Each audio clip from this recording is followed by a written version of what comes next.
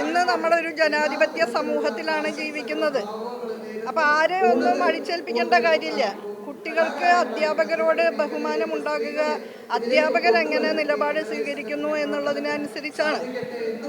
യഥാർത്ഥ ജനുവിനായ രീതിയിൽ കുട്ടികളെ പരിശീലിപ്പിക്കുകയും അവരോട് ഏറ്റവും സ്നേഹപൂർവ്വം ഇടപെട്ടുകൊണ്ട് അവരെ പ്രോത്സാഹിപ്പിക്കുകയും അവരുടെ മൗലികമായ കഴിവുകൾ തട്ടും തടവുമില്ലാതെ വികസിക്കാൻ സഹായിക്കുകയും ചെയ്യുന്ന അധ്യാപകരോട് കുട്ടികൾക്ക് സ്നേഹം ഉണ്ടാവും, ബഹുമാനം ഉണ്ടാവും. അതൊന്നും പ്രകടനപരമായ കാര്യങ്ങൾ കൊണ്ട് നടത്തേണ്ട ഒരു സന്ദർഭമല്ല ഇന്നത്തെ ഈ ആധുനിക കാലം എന്നുള്ളതാണ് എൻ്റെ അഭിപ്രായം.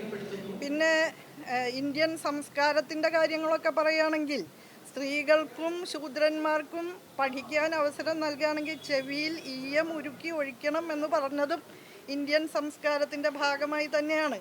അപ്പോൾ എല്ലാം മഹത്വവൽക്കരിക്കുമ്പോൾ ഇങ്ങനെ ചില അപകടങ്ങളുണ്ട്.